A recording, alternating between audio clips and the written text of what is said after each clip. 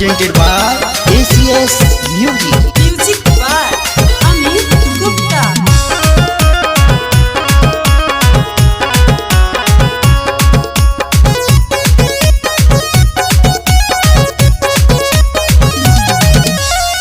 करबो बारियारी न हो तो बेसगे छौड़ी हे गे करबो बारियारी न हो तो बेसगे छौड़ी न हो तो बेसगे छौड़ी आहे के जमुइया के नममा सुन के नैले तो थानमा में के सगे छौड़ी लखी सरैया के नममा सुन के नैले तो थानमा में के सगे छौड़ी करबो बारियारी न हो तो बेसगे छौड़ी हे गे करबो बारियारी न हो तो बेसगे छौड़ी न हो तो बेसगे छौड़ी आहे गे जमुइया के नममा सुन के नैले तो थानमा में के सगे छौड़ी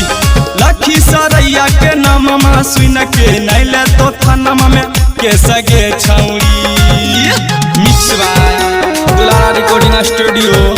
झाझा।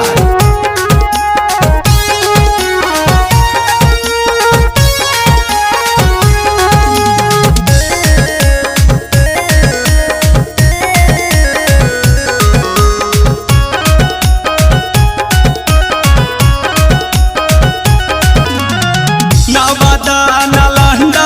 हे कैरान हवाज के जिला गे गाड़ा देतौ गे छौड़ी बिचाही में की लागे ओह के सच कहयो गे नवादा नालंदा हे कैरान हवाज के जिला गे गाड़ा देतौ गे छौड़ी बिचाही में की लागे जई भी जब थानमा लग जतो ठेसगे छौड़ी हे गे जई भी जब थानमा लग जतो ठेसगे छौड़ी हाँ हाँ ठेसगे छौड़ी हे गे नवादा के नममा सुन के नैले तो थानमा में के सगे छौड़ी हे गे नालंदा के नममा सुन के नैले तो थानमा में के सगे छौड़ी मिक्स बाय दुलारा रिकॉर्डिंग स्टूडियो झाझा।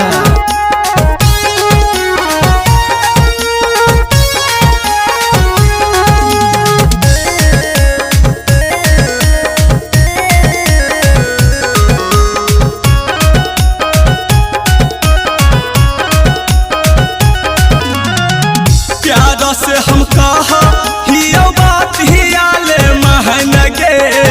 अरबल के छौड़न नैता देखाई है दे तो सान गे आगे मान जो मान गे हे गे प्यार से हम कहा हियो बात हियाले महन गे बिहार शरीफ के छौड़न देखाई है दे तो सान गे